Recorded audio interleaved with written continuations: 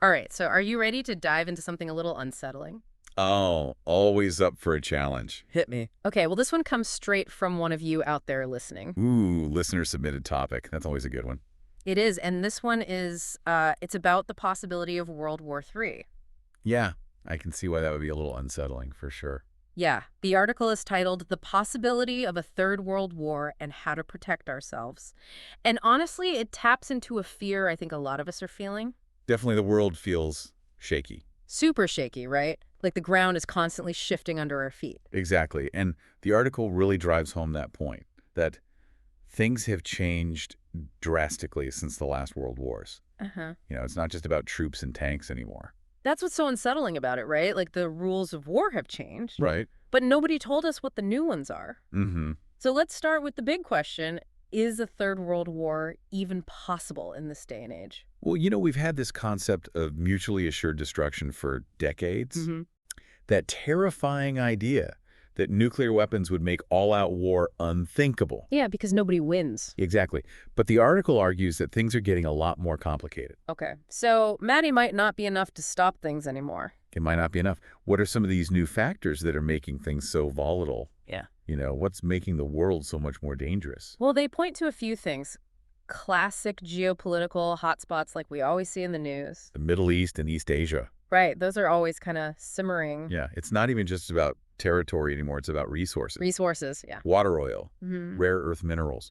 Those are all things that countries need And fight for. and are willing to fight for absolutely. And climate change is throwing another wrench into the works. Yeah, you mentioned climate change, and the article really argues that it's not just some future threat. It's something that's already fueling tensions today. Oh, absolutely. Look Yeah. at Bangladesh. Rising sea levels are displacing millions of people there. The article suggests that this could trigger mass migrations, resource conflicts with neighboring countries. Hmm. But it's just one example, but it really shows how climate change isn't just an environmental problem. It's a security threat. It is a security threat. So we've got resource competition, climate change, and the article also mentions technology as a major game changer. Oh, technology, it's a double-edged sword. Right. On the one hand, it connects us in these amazing ways, Hmm. but on the other hand, it gives us tools for conflict that are just rapidly evolving faster than we can keep up with them. That's scary. It is AI-powered cyber warfare. Imagine that the article suggests that conflicts could escalate so fast in ways we can't even predict. Yeah, almost sounds like a sci-fi thriller. Yeah, a little bit, right? Yeah. With like entire cities plunged into chaos with a click of a mouse. Yeah, and it's not a fun one. Not a fun one at all. You mentioned cyber warfare, and the article also uses this term hybrid warfare. What exactly does that mean? Okay, so imagine this country A doesn't launch a full-scale invasion of country B. Instead, they cripple their power grid with a cyber attack. They fund a disinformation campaign to sow social unrest, and then they manipulate currency markets to trigger an economic crisis. Wow, so it's like That's hybrid warfare. it's multi-pronged. It is, and it's already happening in subtle ways around the globe. So the battlefield isn't some clearly defined geographical space anymore. It's everywhere and nowhere. That's what makes it so hard to grasp, right? Exactly, and to prepare for. Which leads us to the question, if the world is this volatile and the nature of war itself is changing, how does the average person even begin to wrap their head around this, let alone prepare for it? Well, and that is exactly what we're going to be getting into next in part 2 of Yeah. our deep dive. Okay, you've successfully piqued my curiosity and probably sent a shiver down the spines of our listeners. Well, stay tuned because up next we're exploring just how different a modern world war would be and what that means for you. Welcome back. We just painted a pretty bleak picture of global instability in part 1. Yeah, hybrid warfare. It makes you wonder if we're already kind of in the midst of a world war. A world war that just looks very different from what we imagined. Right.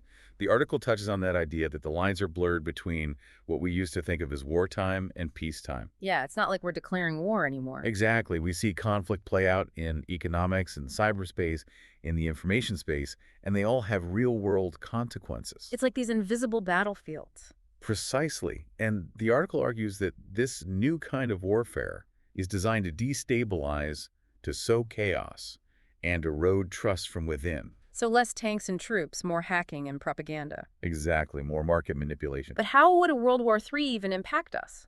Well, think about it. We talked about the scramble for resources. Mm-hmm. Remember how that's a key driver of conflict. Right. Imagine those resources become scarce or access is cut off. Okay, because of geopolitical tensions. Exactly. And suddenly the price of gas skyrockets, grocery store shelves are half empty. Oh, that hits close to home. Right. And your job that relies on global trade is hanging by a thread. So even if there aren't bombs falling on our doorstep, Right. we would still feel the ripple effects, and it would Yeah. really hurt. It would hurt our wallets, our livelihoods, our sense of security. It's like what the article was saying, we're all interconnected. Yeah, economically, politically, environmentally, a conflict on the other side of the world could hit us right where it hurts. Exactly. That's what makes this so different and so challenging to grasp. It really is. It's not about choosing sides or hunkering down in a bunker. No. It's about understanding these global systems that we all rely on and how vulnerable they are. And how to make them less vulnerable, how to protect ourselves. Okay, so I'm getting the what and the why, but what about the how? The how. How do we prepare for a world war that's less about bombs and bullets and more about these invisible forces? That's where the article shifts from analysis to action. Okay, give me the action item. And this is where things might feel a bit more hopeful. Okay, good. It emphasizes building resilience on multiple levels: individual, economic, and community.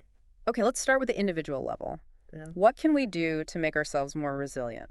Well, the article suggests focusing on a few key areas. Go. First, there's knowledge. Okay, like we've been talking about. Yes. The more we understand about these global systems, the more empowered we are. Makes sense.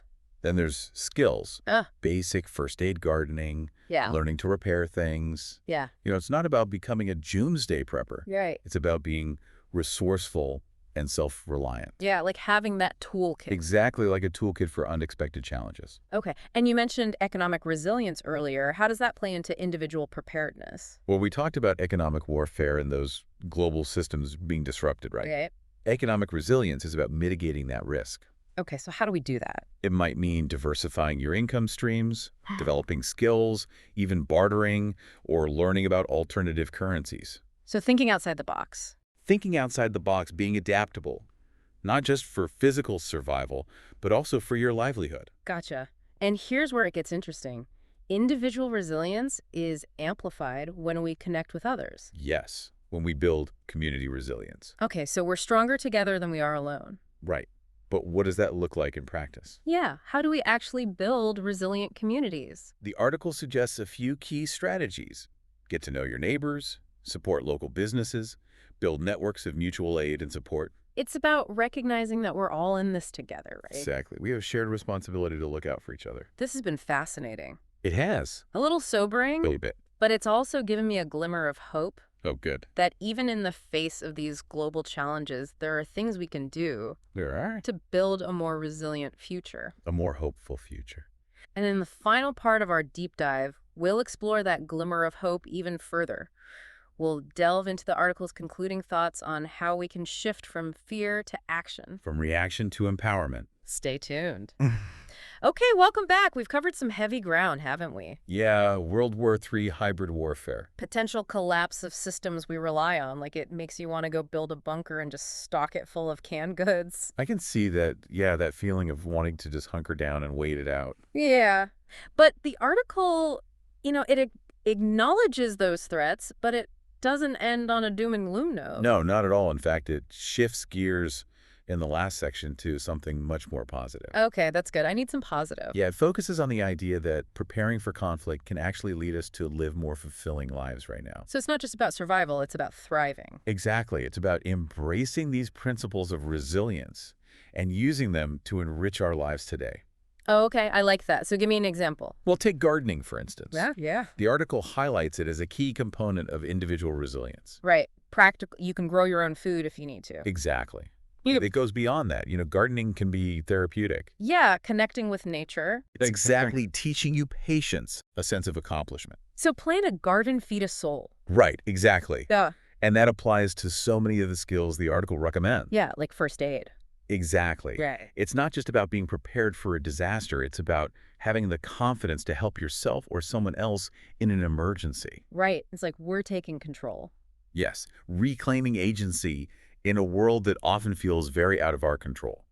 Okay, and that extends beyond just us as individuals, right? We're Yeah, stronger together, absolutely. building community resilience. Exactly. The article talks about how important that is. Yeah, and it makes sense. It does. It really does. But like, how do we actually do that? How do we build community? Well, it can start with something as simple as getting to know your neighbors. Right. It sounds so basic, but you're building a network of support. Right. People who can share resources, look out for each other. Exactly. And that's what I find so powerful about this article's message. It's not about fear and hunkering down. It's about building a better world, And starting with ourselves. starting with ourselves and our communities. Yeah, it's like we were saying earlier, taking action, taking control. And the article leaves us with a great question. I think one we should all ask ourselves. Lay it on me. What's one thing you can do differently starting today to create a more peaceful, more sustainable, and resilient future? It's a challenge, but it's a good one. It is. It really is. It's a chance to shift from that fear to action. I love that. So we started this deep dive with a pretty ominous topic, but we're ending it on a note of hope. We are. We really are. That even in a world that feels uncertain, we have the power to shape our future. And that's what this is all about. All right, so on that note, we're going to wrap up this episode of the Deep Dive. But before we go, we encourage you to check out the show notes for links to all the resources we mentioned. Keep exploring, keep questioning, and keep building that brighter future. Thanks for joining us on the Deep Dive.